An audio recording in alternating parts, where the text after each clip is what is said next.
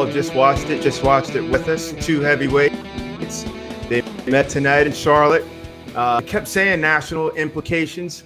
We'll see national championship implications. Our reactions. Georgia, Clemson. Trevor, what'd you think on it? Man, great game. Obviously, a big-time matchup at a neutral site to start off the year.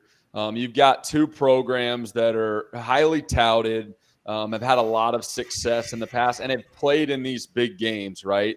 A little sloppy, as you would expect across the board, but to see Georgia get it done against a team that has really been at the top of college football for the last couple of years, that is an incredibly strong foundation to start off their campaign.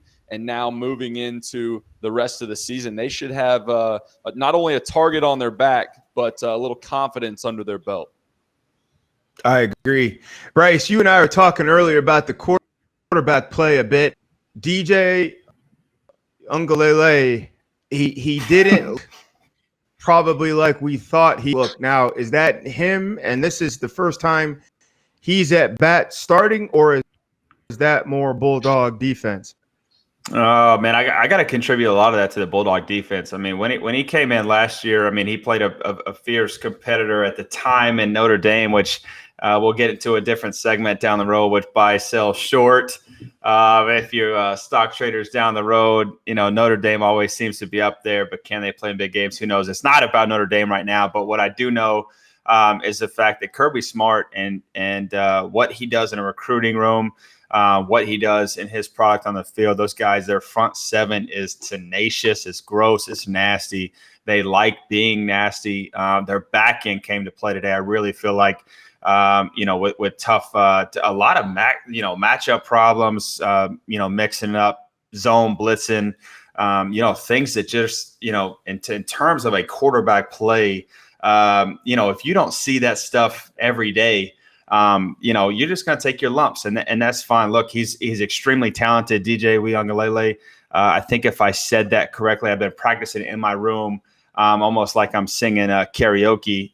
Hack, you'll appreciate that. But at the same time, I mean, they got after him, and so I've got to contribute that to the Georgia Bulldogs for sure.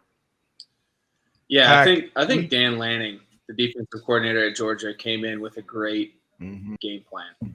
I mean, to hold Clemson to 2 rushing yards, I don't think you can sit there and remember a time that Clemson's been held to 2 rushing yards within the last 5-6 years.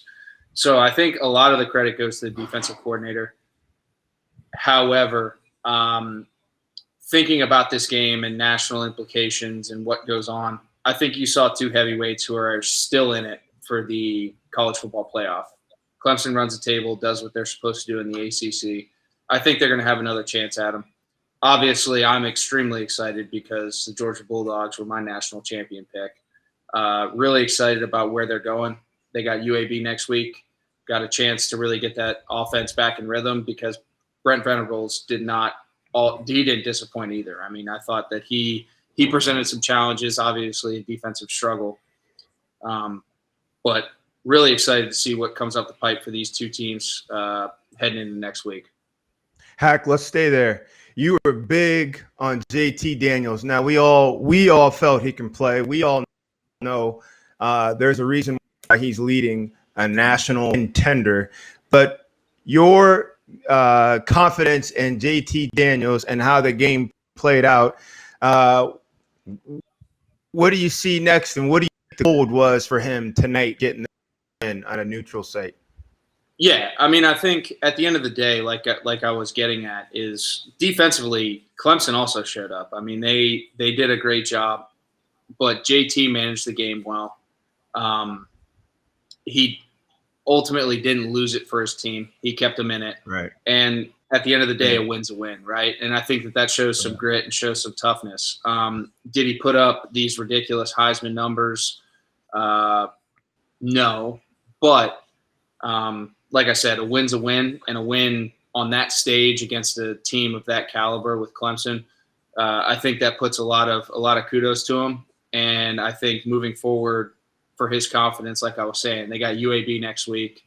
should be a great chance for him to really get in a rhythm offensively and kind of move on from where they were at this week in terms of the defensive struggle going back and forth, and being able to do some things offensively, put up some numbers, get some confidence heading into the meat of that SEC schedule, which is going to be tough for them. And like I said last week, you know, if they win their division, you know, they got a juggernaut in Bama who showed up to today, and if they can get that win, you know, they're on track for where they want to be. But I think today said a lot in terms of the overall team performance defensively, and then being able to build confidence throughout the regular season schedule offensively, and really gear up for that. Now, so Bryce and Trevor, there's got to be so much grumbling and belly aching on bar stools around the country that just watched this game. 10-3, damn, I wanted to see 35-31 and this. But you guys know, Hack, you know, stepping out in games like this, sometimes it's your job to make plays. Sometimes it's your job to mitigate damage and prevent bad plays. So when you see JT Daniels really only threw for like 130, great job with ball security. What like can you share with fans why it really was an incredible performance, even though the numbers don't bear it?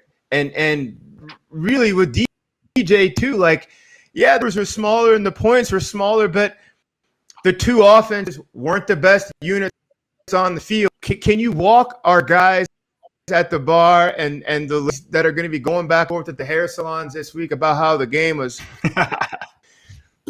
you know, why it was beautiful? Yep. Yeah, I'll start there.